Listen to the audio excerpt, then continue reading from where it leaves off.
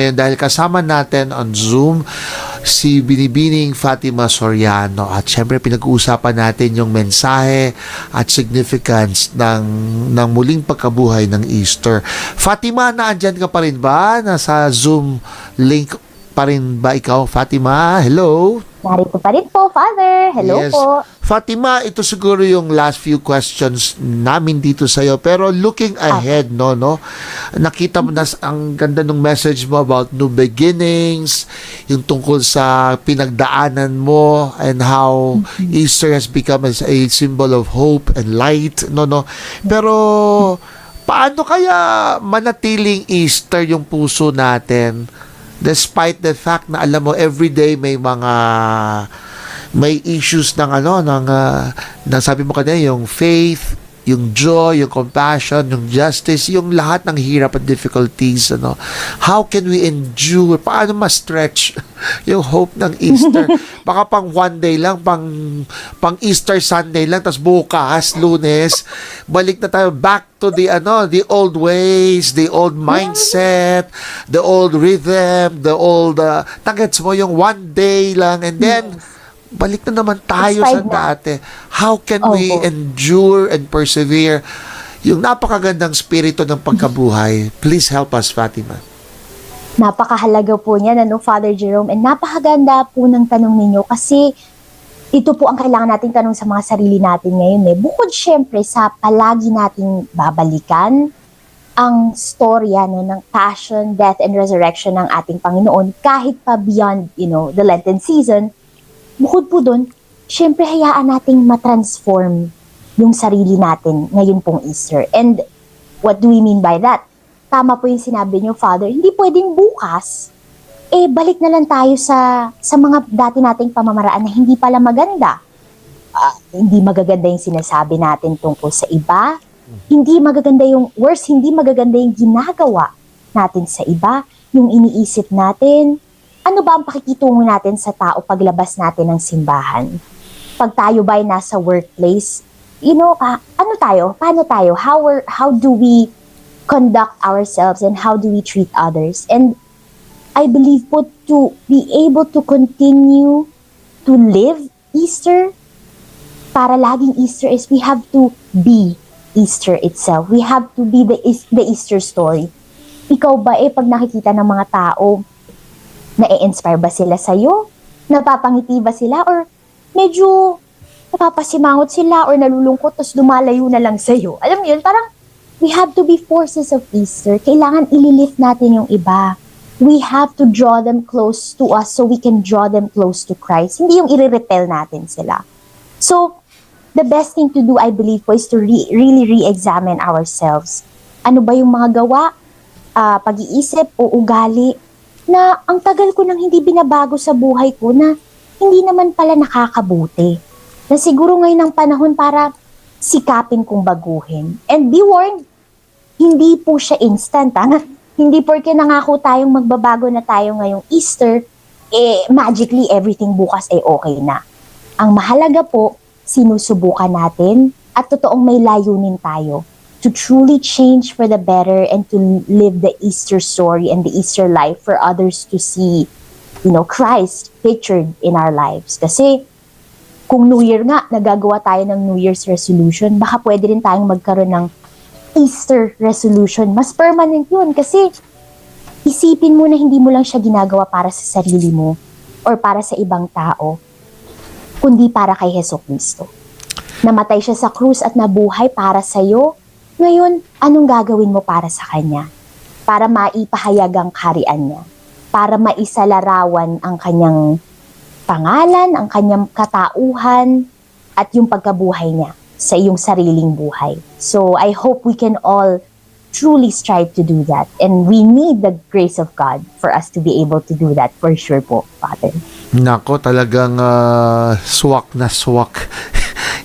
Tamang-tama. Pero Fatima, may pakikinig ako sa iyo dahil nag-comments yung mga tao na nakikinig at nagfa-follow sa atin. Yes, Eric, meron kang babasahin. Yes. I'd like to start dito po sa messages natin sa Viber.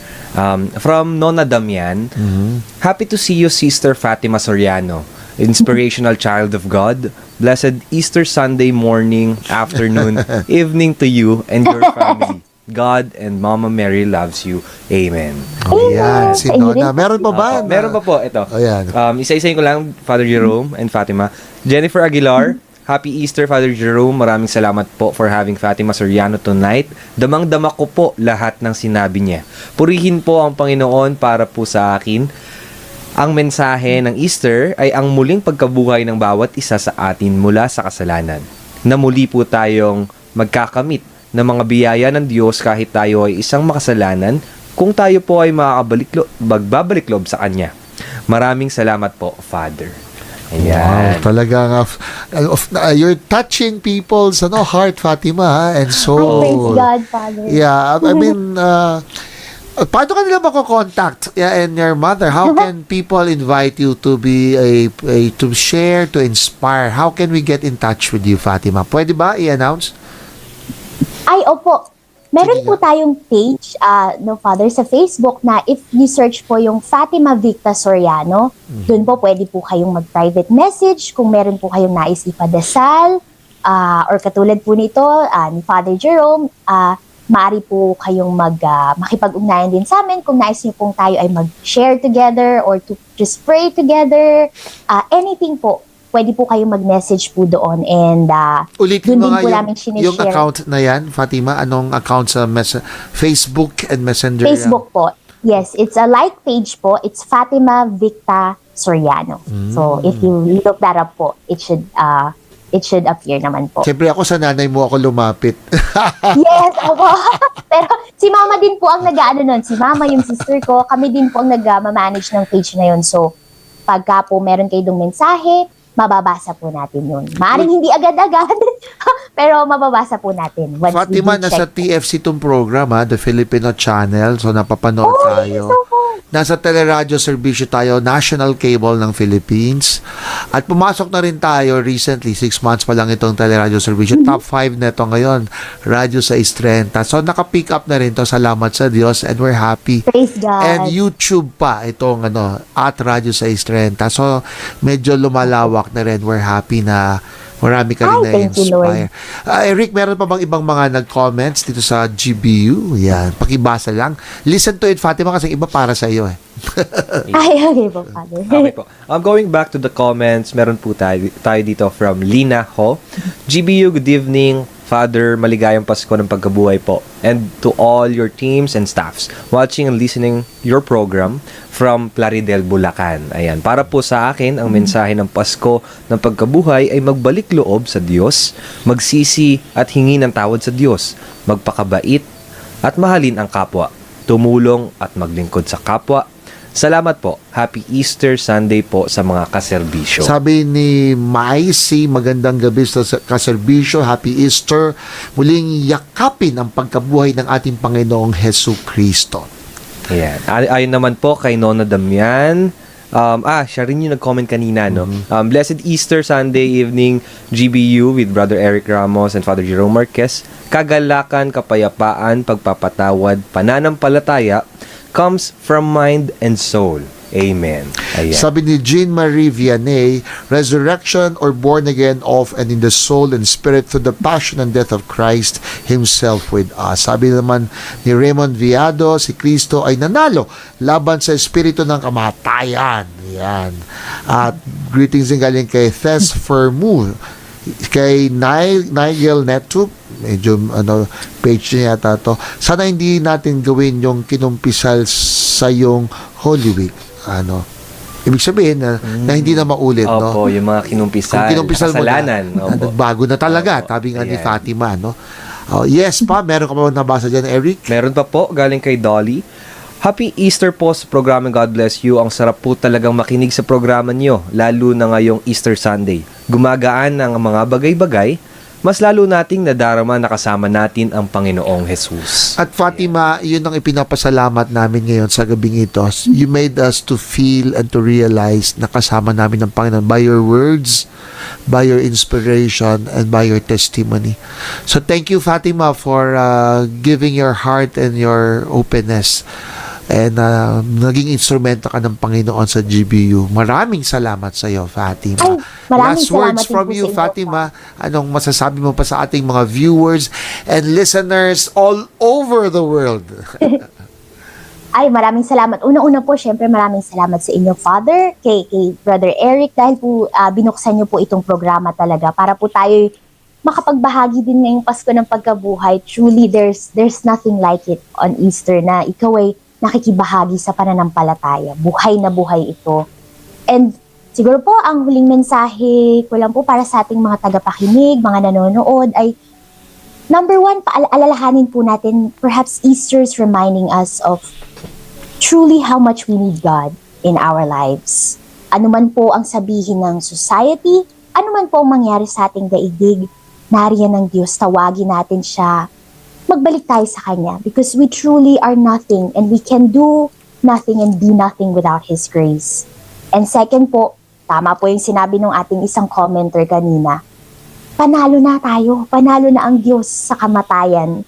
And in the same way that He has transformed the cross, from a symbol of death to a symbol of, to life itself, diba? To salvation, hayaan mong baguhin niya rin ang buhay mo.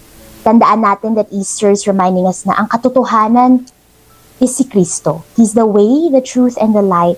And sometimes the truth can be bended, manipulated, and muffled, diba? Pwedeng pagtakpan ito. Pero katulad ni Kristo, kahit kailan, hindi siya mapapatay at hindi mo siya malilibing. So let us trust and hold on to that truth that comes from our Lord Jesus Christ. Amen and Alleluia. Maraming salamat, Binibining Fatima Soriano diyan sa San Diego, California. No. Thank you, Father. Thank you, God Fatima. bless you po and Happy Easter. Happy Father Eric. Easter, Fatima. GBU, God bless you. Olas! Philippines Standard Time, you have 60 minutes to 10 the evening.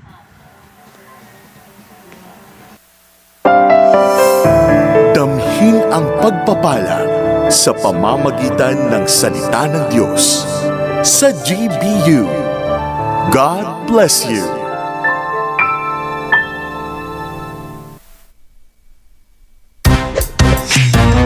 Galing-galing mo Smart dishwashing paste ko Pritong ulam na Pinalakas na tinig, pinalawak na serbisyo, makabuluhang talakayan at balita para sa bawat Pilipino.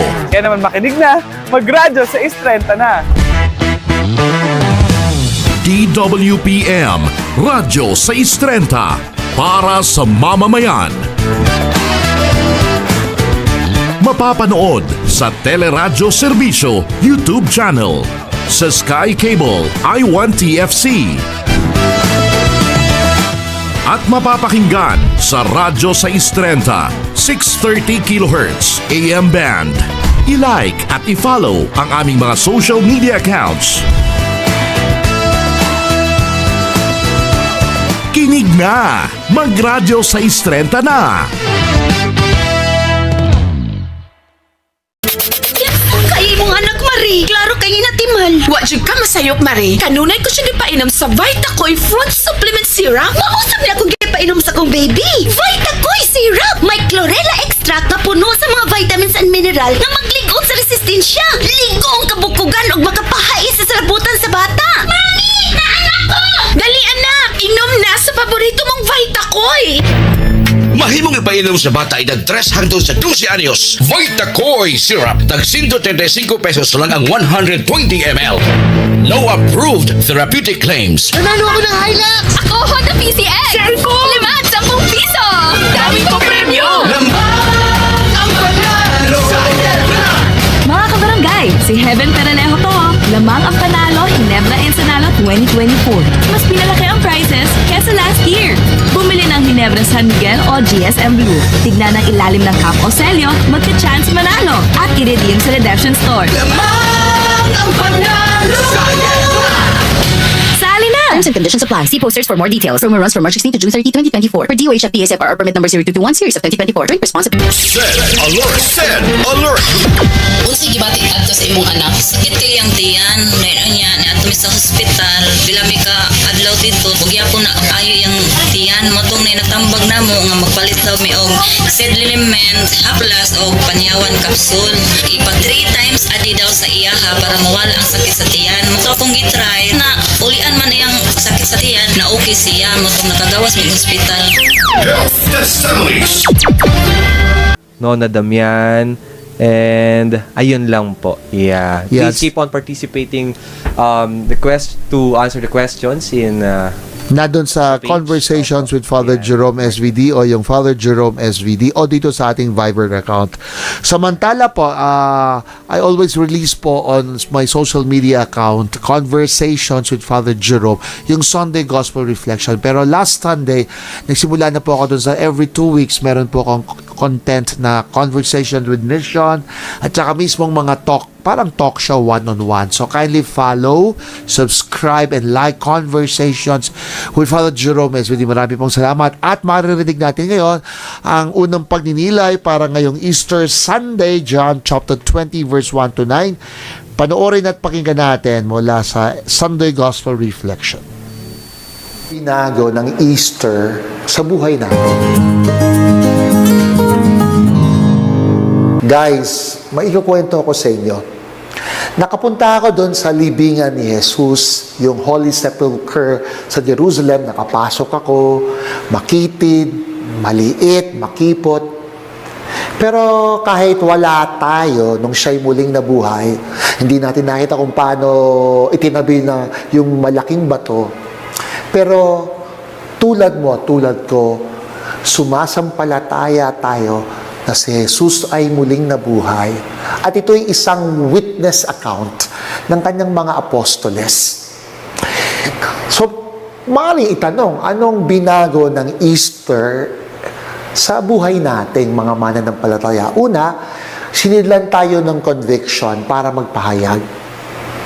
Doon sa Acts chapter 10, verse 34 to 37, yung mga disipulo ni Kristo, kasama si Pedro, spoke in public at ipinahayag yung buhay ni Jesus at na si Jesus ay namatay at sila'y saksi sa kanyang muling pagkabuhay. At ito ay isang matibay na conviction ng mga apostles. At ito ang ipinasa sa ating simbahan. Ito ang laman ng katuruan na hindi matitinag.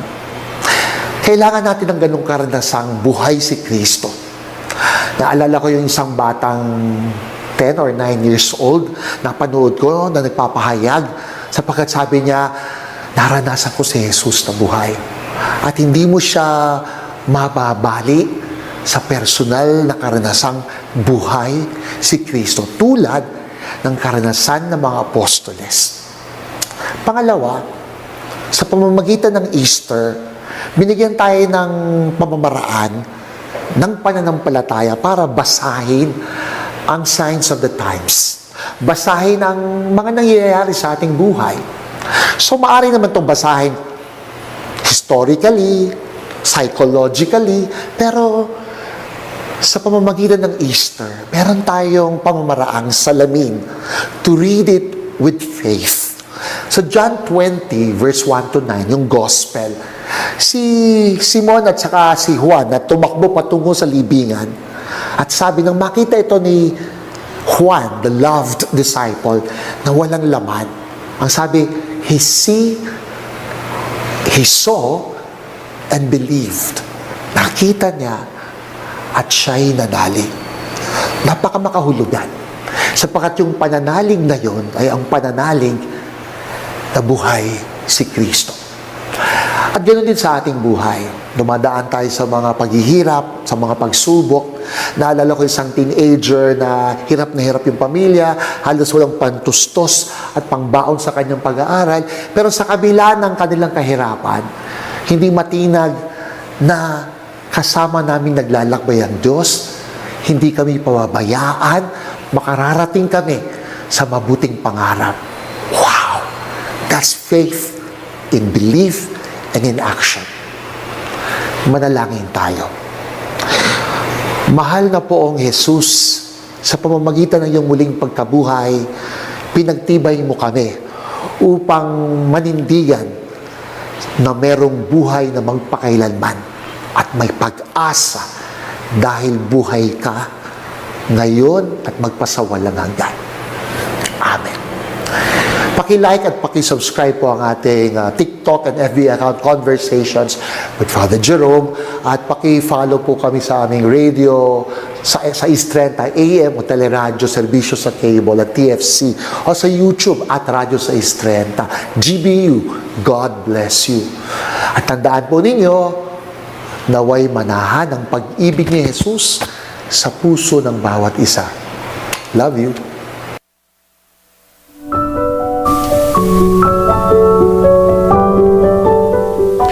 Ayan, maraming salamat dun sa unang pagninilay. Yes, Eric, anong isusunod mong pagninilay dito? Yeah, a little reflection, Father Jerome, but I'd like to start on the note of believing that Christ has risen.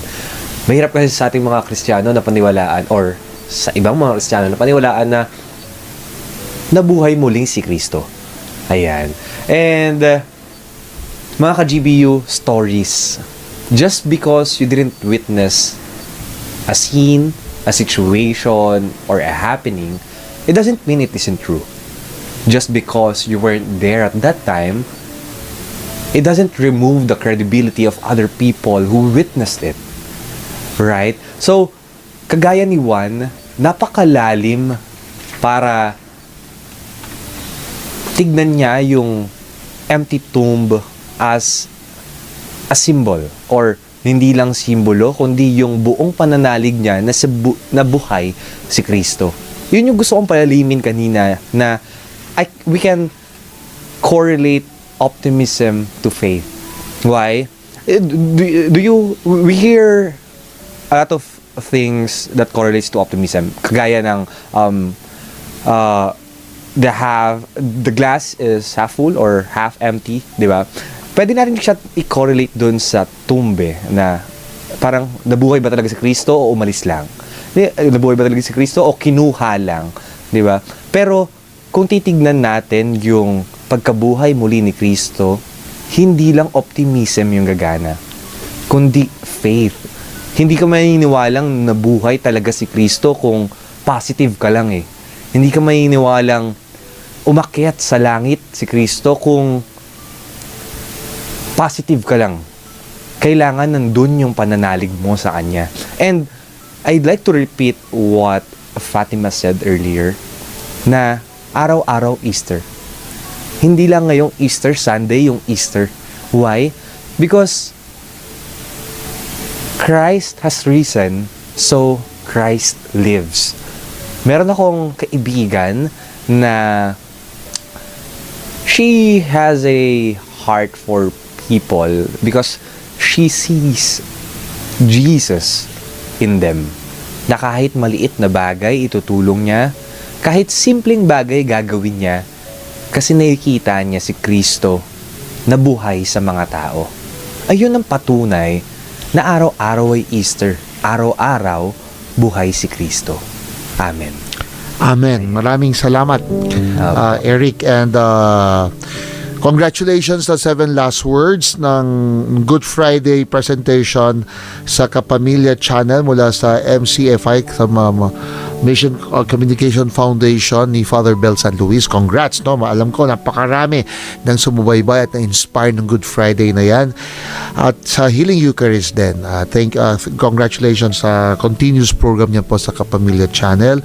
At kung gusto niyo tumulong sa mga out-of-school youth, kindly check our website, Arnold Jansen Catholic Mission Foundation. Ito po'y gawaing ALS, Alternative Learning System, at nangangailangan pa rin kami ng suporta. And also send my condolences sa pamilya ni Neil Wong, isang alumnus ng St. Jude Catholic School. Condolences and prayers.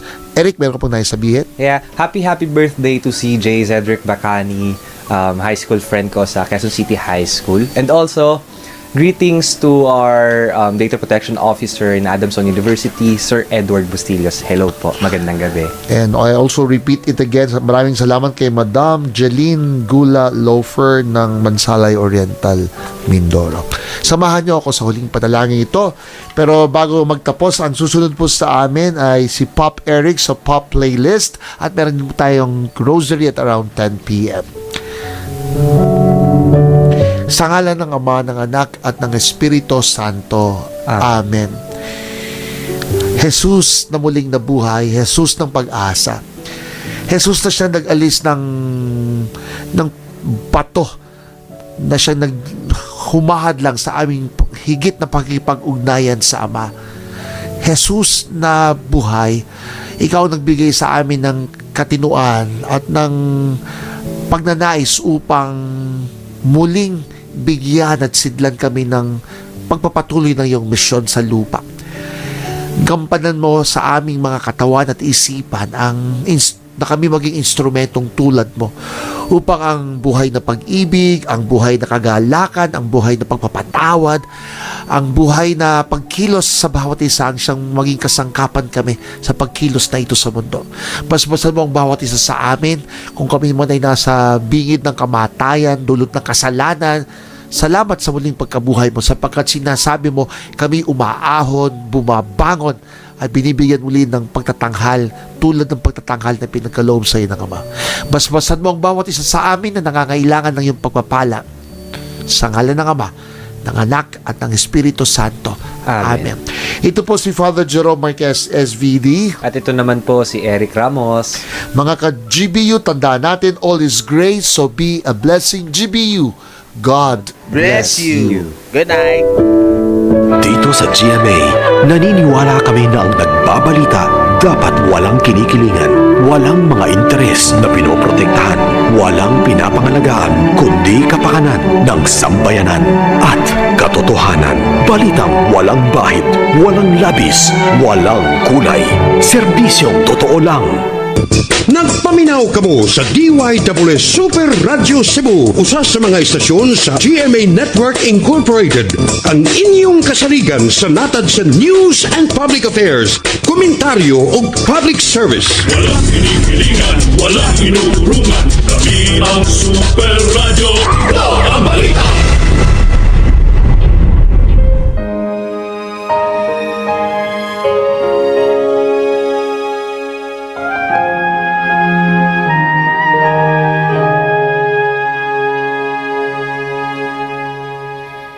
Sa